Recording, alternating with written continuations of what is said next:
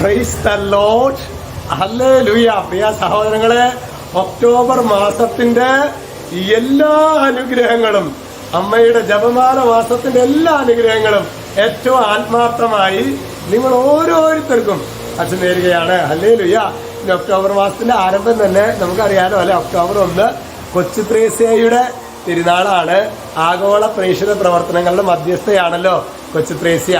അവര് വലിയ സുവിശേഷ പ്രഘോഷണങ്ങളൊന്നും നടത്തിയിട്ടില്ല എന്നറിയാം, ഒരു രോഗിയായിരുന്നു എന്നറിയാം. പക്ഷെ പ്രിയ സഹോദരങ്ങൾ, അവരെയാണ് സഭ ആഗോള സുവിശേഷ പ്രവർത്തനങ്ങളുടെ മധ്യസ്ഥയായിട്ട്, അതായത് സുവിശേഷ പ്രവർത്തനങ്ങളുടെ എല്ലാത്തിൻ്റെയും അടിസ്ഥാനം എന്ന് പറയുന്നത് യേശുക്രിസ്തുവുമായിട്ടുള്ള ഒരു അഭേദ്യമായ ബന്ധമാണ്. ആ ബന്ധം കൊച്ചു ത്രേസ്യയിൽ സമൃദ്ധമായിട്ട് നമുക്ക് കാണാൻ പറ്റും. ഹല്ലേലൂയ. നമുക്ക് കൊച്ചു ത്രേസ്യയുടെ മധ്യസ്ഥതയിൽ നമുക്ക് പരിശുദ്ധമ്മയുടെ കൂട്ടായ്മയിൽ ഈ മാസം മുഴുവൻ എനിക്ക് അത്ര നല്ല ബോധ്യമുണ്ട്. നിങ്ങൾ നന്നായിട്ട് ബലി അർപ്പിച്ച് സംസാരിച്ച് കഴിഞ്ഞ് ബലി അർപ്പിച്ച് പ്രാർത്ഥിച്ചിട്ടാണ് ഇനി വീഡിയോ കാണുന്നതെന്ന് അച്ഛൻ അറിയാം. ഹല്ലേലൂയ. പിന്നെ നോക്കിയാൽ ഈ ഒരു മാസം കുറച്ച് പേർക്ക് അത് അയച്ചു കൊടുത്തേക്കണം കേട്ടോ. ഷെയർ ചെയ്യാനായിട്ടൊന്നും മറന്നേക്കരുത് കേട്ടോ. ഹല്ലേലൂയ. ഇന്ന് നമ്മൾ ധ്യാനിക്കുന്നത് എലിസബത്ത് പരിശുദ്ധ കന്യകാമാതാവിനെ കണ്ടുമുട്ടുമ്പോൾ നമ്മൾ ലൂക്കായുടെ സുവിശേഷം 1-ാമത്തെ അധ്യായത്തിലെ 43-ാമത്തെ വാക്യമാണ്. എലിസബത്ത് പറയുന്ന വചനമാണ്, എൻ്റെ കർത്താവിൻ്റെ അമ്മ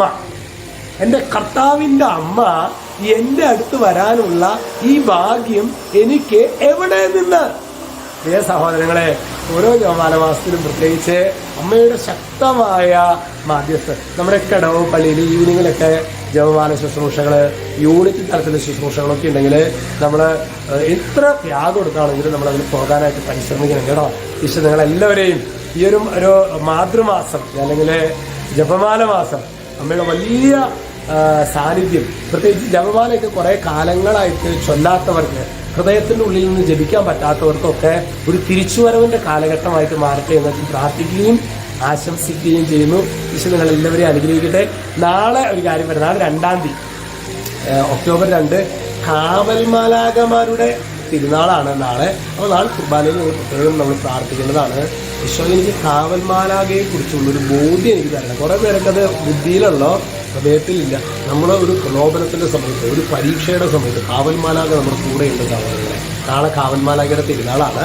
നാളെ പ്രത്യേകമായിട്ട് നാളെ ബലിയർപ്പണേക്കാൾ മുമ്പ് ബലിയർപ്പണം കഴിഞ്ഞിട്ടായിട്ട് ഈ വീഡിയോ ഒക്കെ നിങ്ങൾ കാണുന്നത്. അതുകൊണ്ട് നാളെ കാവൽമാലാകയുടെ തിരുനാൾ ദിവസത്തിൽ നമുക്ക് നാളെ നന്നായിട്ട് ഈ പരിശുദ്ധ കുർബാനയിലും പ്രാർത്ഥിക്കും. ഈ കാവൽമാലാകയുടെ ഒരു സാന്നിധ്യം എനിക്ക് വെളിപ്പെടുത്തി തരുന്നത് നമുക്ക് പ്രാർത്ഥിക്കും. നിങ്ങളെല്ലാവരെയും അനുഗ്രഹിക്കട്ടെ. രക്ഷിതാവായ യേശു ക്രിസ്തുവിൻ്റെ നാമത്തിൽ ആശീർവദിക്കുന്നു. എപ്പോഴും എന്നേക്കും. ആമേൻ.